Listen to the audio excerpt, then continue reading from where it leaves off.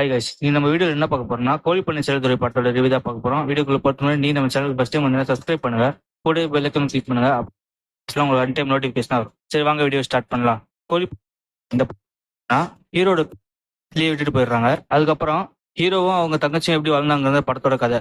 படத்தோட பாசிட்டிவ் நெகட்டிவ்னு பார்த்தோம். ஃபர்ஸ்ட் படத்துல நடிச்ச எல்லாருமே நல்லாவே நடிச்சிருந்தாங்க. எல்லா கேரக்டர்ஸ்க்குமே கரெக்டான ஆர்டிஸ்ட கேஸ்ட் பண்ணியிருந்தாங்க. யோகி பாபு எல்லாம் காமெடியான பார்த்திருப்போம், ஆனா இந்த படத்துல பர்ஃபார்மன்ஸ் ரொம்ப நல்லாவே பண்ணியிருந்தாரு. சீரியஸான சீன்ஸும் நல்லா பண்ணியிருந்தாருன்னு சொல்லணும். அடுத்த படத்துல காமெடிஸ் எல்லாம் சூப்பர் மாதிரி ஒரு கேரக்டர் இருக்கும். அந்த கேரக்டர் பண்ற காமெடி எல்லாம் ரொம்ப ரசிக்கப்படியாவே இருந்தது. ஸ்கிரீன் பிளே பொறுத்த வரைக்கும் எங்கேஜிங்கான ஸ்கிரீன் பிளே தான் கொடுத்துருக்காங்க. எங்கேயும் போர் அடிக்காம சூப்பரா கொண்டு அடுத்து சென்டிமெண்ட் காமிச்சிருக்காங்க. என்னதான் பழைய கதையாவே இருந்தாலும் இந்த படத்துல சென்டிமெண்ட் நல்லா ஒர்க் ஆயிருந்து சொல்லலாம். ஃபர்ஸ்ட் ஹாஃப் பொறுத்த வரைக்கும் படம் ஜாலியாவே, செகண்ட் ஹாஃப் ஃபுல்லா சென்டிமெண்ட் சீன்ஸா வச்சு அழுக வச்சிருப்பாங்க. இன்டர்வல்ல பாப்கார்ன் வாங்க போறீங்கன்னா எக்ஸ்ட்ரா டிஷ்யூ வாங்கி வச்சுக்கோங்க, ஏன்னா செகண்ட் ஹாஃப் ஃபுல்லாவே ரொம்ப அழுக வச்சிருவாங்க தான் சொல்லணும். அண்ட் ஸ்கோர் அண்ட் சாங்ஸ் ரொம்ப நல்லாவே இருந்துச்சு.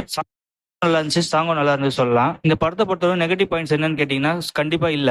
அந்த அளவுக்கு ஹோல் படமும் ரொம்ப நல்லாவே எடுத்திருந்தாங்க. அதனால இந்த ஃபேமிலியோட போய் பார்க்கலாம். ஓகே கஸ், நீங்க கோழி பண்ணை சென்னை படத்தோட ரிவ்யூ பாத்தீங்கன்னா உங்க சொல்லுங்க. வீடியோ பிடிச்சா லைக் ஷேர் சப்ஸ்கிரைப் பண்ணுங்க. Bye guys.